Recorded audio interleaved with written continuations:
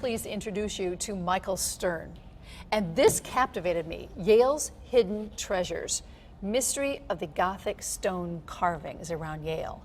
Michael, you looked up one day at Yale University and saw these stone carvings, which I've been calling gargoyles, which is wrong. Right. Why did you write this book?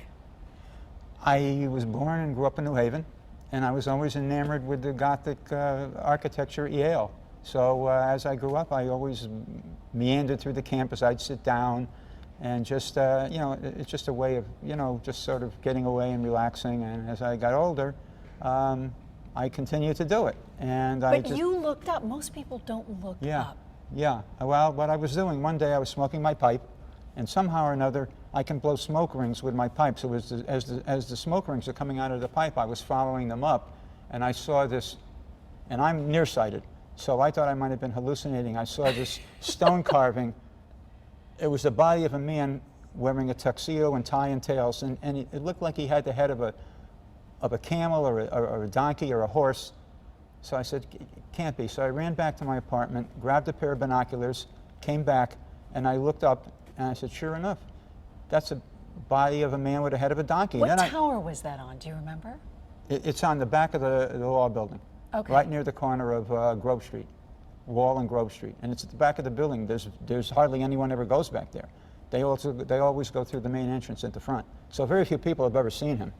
So you decide then that you're going to start chronicling these stone carvings? Well, sort of. Then I noticed there were 4 other stone carvings, all with the bodies of men, and they all had different heads. One had the head of a parrot, one was a wolf, one was, of course, a bulldog, and one was an owl. So I said, you know, I said to myself, there's no way in the world that those are generic carvings. Somebody did that for a reason. There's some reason behind this, and I couldn't for the life of me figure it out. So I said, I got to find this out. I went to Barnes & Noble, no books on it. Nothing, right? No, nothing. I went to the Yale Library, nothing. So I had a friend of mine go to the Library of Congress, nothing. And I said, this is ridiculous. So I spoke to a few people, and they said, you ought to do a book on them, find out about them. I said, I've never authored a book. I'm a copywriter. I don't author books. Well, maybe you should. So I'm semi-retired. I have some free time. So I went into the Yale archives, and I didn't know that the public can even go in there. But now we do, right? Now we do. It's a private university. I didn't think their archives would be open to the public. So they did a background check and everything, and I said, I'm trying to get information on these stone carvings. So I started looking through all the information, and then I realized why no one had ever done a book on them, because there's hardly any information. The architect, James Gamble Rogers, he designed all those carvings. Why did he do this? He has 2 sides. He was a very stoic guy. He was a Yale grad?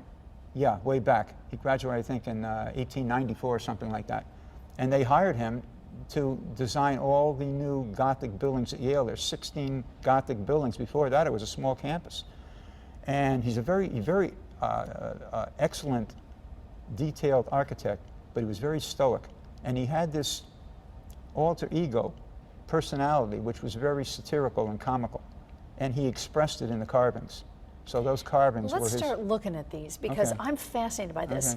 We have the first, you know, again, I call it a gargoyle, which is not right. It's a stone carving. They'd be very insulted. So we have Art the painter. Right. What do you know about this? Some of these people, some of these carvings are likenesses of people that actually worked on the project. And he was a painter, and he did paintings of the construction work before, during, and after. Wow. It was like a rendering, and he was a painter, and he's up, there's a carving of him up there, and he's got a beret and a paintbrush and a palette, and that's what he did. He was one of the staff, one of the construction people. The next one, Gumshoe Detective. Right. What's the deal with this? It's simple. He's on the corner of the law building, and it's significant of part of the legal process that goes on. I mean, that's when you study law and you look at the various procedures that you go through in law. One of the people involved is a detective. So that's just a, you know, it's just a symptomatic of someone in the judicial process. The detail in these is magnificent. It's unbelievable. Tell me about the folks that made these. They imported stone cutters. There weren't many people in the United States that cut stone like this. And of course, back in the old country in Europe, it's a common trade. So they imported them all. Most of them are from Italy. Some of them were from Germany, and a few were from Greece, but most of them were Italian.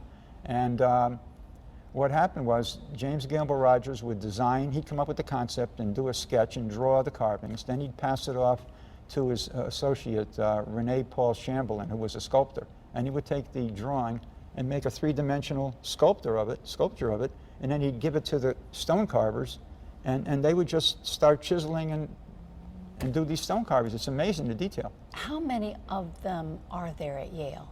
Hundreds, thousands? This is almost 200. And James Gamble Rogers put them there to have fun, to be kind of Gothic, because there are gargoyles as well. Yeah, right, exactly. So what was his meaning behind these? It was just something that he wanted to differentiate his architecture at Yale from all his other architectural projects, because there's no other carvings on any of his other buildings. Interesting. He did one carving on a building that he did at Princeton, believe it or not. It's a carving of a bulldog. Which we have some of those too. Exactly. So basically he was trying to spoof. Does Princeton know there's a bulldog Oh yeah, there? it's right on one of their buildings, and he did it on purpose. Let's look at some more. This Okay. one's called the Executioner. Yeah, And he's holding a head. correct. So what was that about? It's just, again, it's similar to the gumshoe. It just has to do with the judicial process, and back then they executed people and they cut their heads off. Oh boy. And you know, there he is, and again, it's this comical, satirical side. He was showing an executioner holding a head after he cut the person's head off, and I comically said, why don't we put a photo caption under it saying next? How big are these? They range in size, don't Yeah, they? yeah. They're about, they're all different sizes. The smallest one is about maybe 3 feet. Some of them are 5 and 6 feet. Wow, which is large. They Yeah. just don't look that large from Because the they're ground. high up. Yeah. They're high up. Donkey Man. Yeah, he's the crown jewel of all the carvings. Why? Because he's the most unusual, comical. He's the first one I saw. He's on everything. He's on the front cover of the book. He's on our display ad. He's on our letterhead. He's on our business card. Now he's part of an upcoming movie. He's everywhere. Upcoming movie. Tell me about that. Oh, well, that's another thing. When I got done with the book, I have a very close friend who I call my surrogate sister, Diane, and she was trying to think of some spin-off of the book. So we were thinking and so forth, and we were coming up with all kinds of ideas. Maybe we should do something about a movie about what all these carvings have seen over the years, because they've witnessed everything. They don't talk, but they witness everything. And she's involved in working with autistic people, and she is involved with an agency, and she has one client in particular. He's autistic, and she thought of this idea. It's a brilliant idea. I never would have thought. I never would have thought of it. When I've shown people this book, they said, I never thought about it. Yeah. But once they saw it, including my husband, who's a professor at Yale, said, I got to get a hold of this. I Yeah. want to know all about this. Yeah, So see, yeah. you started something, Michael. Yeah, well, We're gonna look at more. Okay. Lawyer as bulldog. Yeah, that's one of the 5 carvings that was on the roof of the law building. The bulldog is, the story of those 5 figures is that the donkey man was stupid, and he got himself in trouble, and he went to the lawyer, who was the bulldog, to represent him. And so the bulldog is the lawyer of all the others. The owl is the judge, because owls are wise, and the parrot and the wolf are clients of the bulldog. And the bulldog, of course, the mascot of Correct, Yale. correct. And then we want to see James Gamble Rogers. You said he was stoic. He wanted to set himself apart. He did these stone carvings on the buildings. What else can you tell me about him?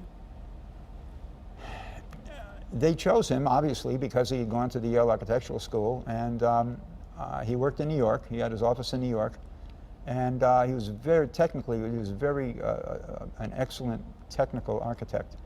And he had he wanted to do this Yale project if they gave it to him, and I guess he competed against several other architects, and he ended up getting the contract, and he started doing the buildings in 1917, and it went right to 1935. Wow. He did it for 18 years. Wow. 18 years. Labor of love, as it It was was for you, the book. Yeah, correct. Correct. Yeah. From him to the slacker. Yeah. This is a guy who's part student, part something. Yeah. James Gamble Rogers' pet peeve was a slacker. He hated people that slacked off. And I never even heard of the word slacker. I had heard of the word slacking off. I never heard of the word slacker. So I started looking it up. And the slacker that you're talking about was a Puritan. And there were two Puritans, these two Puritan Yes. carvings. One was very devout, and he's there. And we have the next one. The next one is Puritan. Okay, he's standing there, as you can see, he's looking at a Bible. And right below him is another Puritan who was a slacker who got drunk. And he's sitting there, he's in a drunken stupor, his hat's fallen off, and he's holding a bottle of liquor, and there's 3 bottles of liquor at his feet. And the book has fallen out of his hand, and he just, He's a mess. He was a mess. He's a mess. And then that was James Gamble Rogers' pet peeve, slackers. We have another one that's called Mystery Mule Rider. Yeah. What's the deal behind that, The deal there Michael? is that he's on Davenport College, and Davenport College has about 8 carvings of people that were involved in the construction process. And the mule rider is one of the construction people that owned a mule, and he used to ride it around. He'd come to work on a mule, and he'd tie the mule up, and he'd work on the buildings. So he says So to they the did a carving of architect, I got an idea for this. Yeah, that's good. Just we're going to do that. Yeah. So as he built these buildings, they got newer and newer ideas for these stone Correct. carvings. Yeah. What a story this is. People thought it was done as a joke. People thought the stonecutters did it as a joke without Gamble Rogers' permission, which they But couldn't not do. true. No, of course it's not true. Yes. I mean, it took weeks to do these carvings. You can't do it as a joke and What are they made not be out of? known. It's made all right just out of stone. made right out of the stone that the buildings are made out of. The stone comes from North Carolina. Interesting. Yeah. All right, court jester. Yeah, the court jester. Again, back to the Yale law building. Just like the executioner. This particular carving shows a court jester, and he's blindfolded the judge, and it's a joke. You know, he's a court jester, so he's trying to interrupt the judicial process by blindfolding the judge. So that's. I mean, a lot of these carvings are not. I thought they might have really deep meanings, and they're just don't really. fun, some Yeah, of they're them. just comical. The Scholar and the Devil, perhaps not so comical. No, that's the only thing that nobody knows about, including me. I looked and looked, I couldn't find anything. And I said, well, it's on the face of the facade of the Davenport College. So I looked up the master of Davenport College, and it's only 15 feet from his window, because they live, the masters live in each residential college. I figured, this guy must know something. He gets up every morning and he's looking at this carving. Didn't have a clue, went everywhere. So I just took an educated guess that because when Yale was founded by 10 ministers, it started out as a religious institution, yet it was an educational institution, and there was always a conflict between religion and education. And so there's this Roman scholar with a wreath around his head, wearing a toga, and there's the devil in his lap, and they're looking at each other. So I says, well, the only thing I can come up with is that James Gamble Rogers meant to show that there should be more peaceful coexistence between education and religion at Yale. Michael, That's the I only like thing I that come up story. I think we should stick with that. All right, that's the only thing I could come up Good with. enough. Nobody knows. Students at the front gate. Yeah, that's again on Davenport College. As you go in the front gate to Davenport College, there's 2 twin carvings, one on each side. And there's students that are sort of bent over, reading some type of a scroll, and they're pointing to it as they read. So I call them students at the front gate. That was my interpretation. So it's just, again, has to do with education at Yale. And finally, Chef the Surveyor. Oh yeah, Chef the Surveyor. Again, on Davenport College, he was a surveyor. He was one of the surveyors on the project, and they did a likeness, and they cut a carving, and it shows him with a transit, looking through a transit. He was a surveyor, and his name was Chef, so they put his name right on the carving, right underneath his likeness. They wrote S-H-E-F-F. What did you learn about yourself by writing a book? Because you said you were just a copy editor for who? I started out as a reporter for the Register, and I wrote the newsletter for Dunkin' Donuts Corporation outside of Boston. So I had done, How interesting. I'd done a lot of writing, and then I ended up working for an ad agency on Newbury Street in Boston. So I had done some writing, but never authored a book. It's my first and last. Well, you don't know that. Yeah, well, so I these don't are on know this. Harkness Tower, Davenport College, Yes. Sterling Law Building, and the Sterling Library. Yeah, those are the 4 buildings at Yale that have most of the carvings. All right. Okay. Are there some carvings that you want to do that you just couldn't get in this book? No, there were some gargoyles. There are many gargoyles. There's over Did the 100 same gargoyles. architect design those as well? Decide which gargoyles were in No, the the gargoyles different were no. The buildings? gargoyles are on the older buildings on the freshman campus, old campus, most of them, and that was before James Gamble Rogers was hired to build the Gothic buildings. These date back to the 1700s. These gargoyles, but gargoyles, people don't realize it. Gargoyles don't have any meaning. A gargoyle comes from the word gargle, the word throat. And that's why you see drain runoffs with heads of lions and so forth. They were water spouts. That was one purpose for them. The other purpose was they're these grotesque, half-human, half-animal figures, and they're so grotesque they're supposed to scare away evil spirits. Those were the 2 reasons that gargoyles were made. It goes back to many years ago in Europe. But the stone carvings, James Gamble Rogers stone carvings, have nothing to do with that. They're 2 totally different things. If he was alive, if anyone ever referred to one of his carvings as a gargoyle, he'd have a fit. And we've learned something here today. Do you know that you've given the city of New Haven a gift by writing this book and telling us to look up and Yeah. see the splendor in these buildings? Yeah, hopefully. I don't know why people haven't in the past, or maybe they have and they just looked at it like I had for all those years and said, oh, that's nice, but didn't really choose to find out what they meant. But some of them are so bizarre. I said they have to have some meaning. They're not generic. Well, Michael Stern, thank you for coming on, enlightening us, and I will continue to look up. Okay, I appreciate it. Thank you so much for having me. Thank you. All right.